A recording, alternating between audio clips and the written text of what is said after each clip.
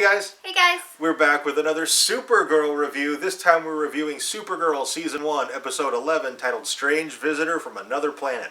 If you haven't seen it yet and you want to avoid any spoilers, you're going to want to skip this video and come back later because everything we say from this point forward is going to be a spoiler.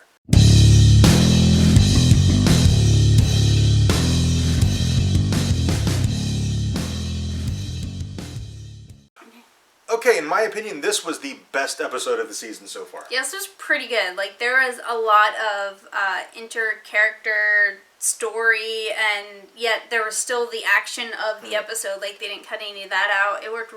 It was great. There was, 3, I think, action sequences in this episode, but there was still a lot of emotion and drama. Yeah, and between more than just two characters. Like, it was a lot of characters. Yeah. There was emotion and drama and, like, story. So they fit a lot into this episode, and it didn't feel like anything got shortchanged. No. So that was really, really cool. Yeah. First of all, villain of the week this week is the White Martian, and John Johns, he is the last Green Martian, and when he used his abilities, he alerted the White Martian, and now the White Martian is on the hunt for John Johns. Yes. And the White Martians are terrifying. They're terrifying and awesome. And yeah. What's great is when you see like the story of the Green Martians and the White Martians and what happened on Mars, it's totally a parable for the Holocaust. Yeah, and that's really cool to kind of be able to bring that story in a new light in a show that's current. Yeah, as an adult viewer, you know, we've studied history, you know, throughout our scholastic careers and stuff, and so to be able to recognize that kind of thing, that gives us an extra level of appreciation for that kind of stuff that maybe a younger viewer of the show, you know, 3rd, 4th, 5th grade or whatever, maybe they wouldn't have. And so this show is very much, it's geared toward younger viewers. I mean, it airs at 8 o'clock, it airs on a weekday, you know, it's kids' bedtime is probably 8 or 9 o'clock, so maybe the kids can stay up and watch it. But it gives the grown-up viewers kind of an extra level of appreciation. Yeah. Also in this episode, Kat's estranged son Adam makes an appearance because Kara kind of forged, half of a letter to him and sent it off, and it brought him into National City. And yeah, things went pretty badly for a while there. Yeah, and this was one of the emotional stories. You had Kat and Adam who had this emotional story together, and then you also had Kat and Kara had an emotional story because Kat was not so much mad at Kara for finishing her letter, but so scared of the prospect of having to deal with this confrontation with her son that she wasn't expecting. I think she was more scared of that than actually mad at Kara, but there was like a dynamic between those two. And then by the end of the episode, now there's a new dynamic between Kara and Adam. Yeah.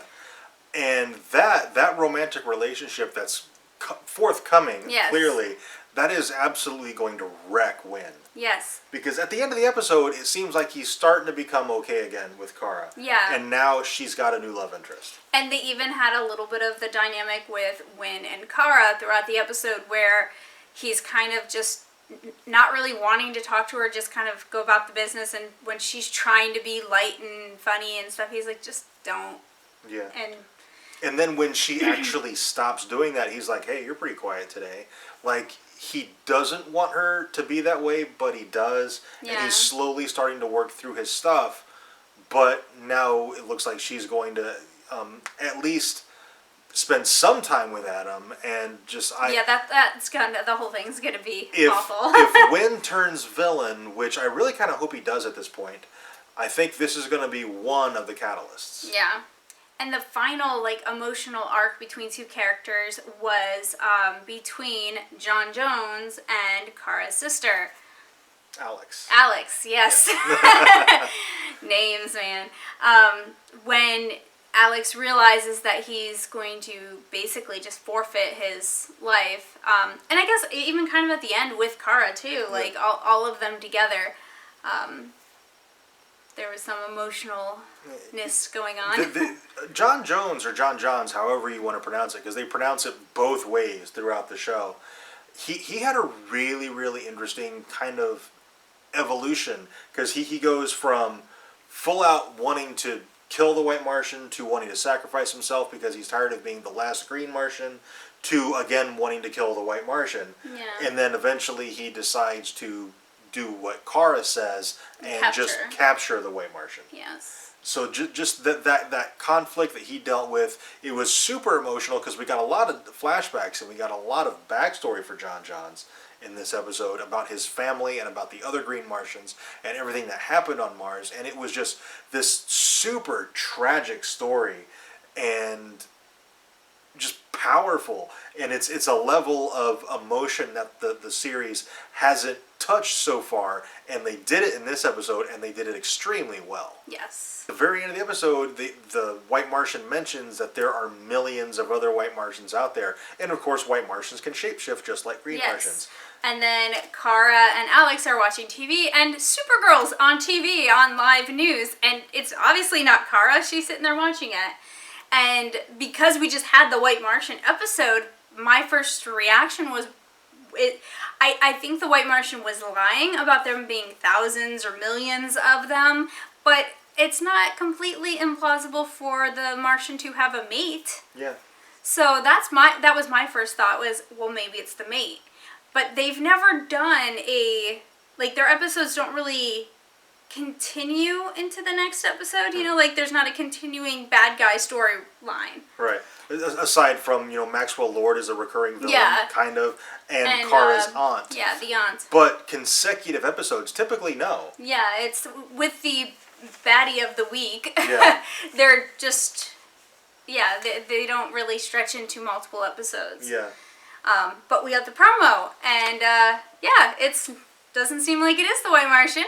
No, it's actually a clone or something that Maxwell Lord has engineered, and he's programmed her to believe that Supergirl is evil and evil people have to be destroyed. Yes. So next week we're getting Supergirl versus Supergirl in a Supergirl throwdown.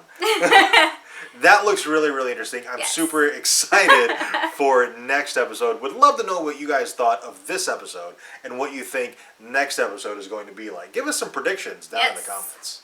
Okay, I'm pretty sure that's it for this video. If we missed something, or if you think we should have mentioned something that we didn't, or if we got something wrong, let us know down in the comments. Also, if you enjoyed this video, be sure to tell us by clicking that like button and subscribe for more reviews. And thank you very much for watching, and we'll see you next time.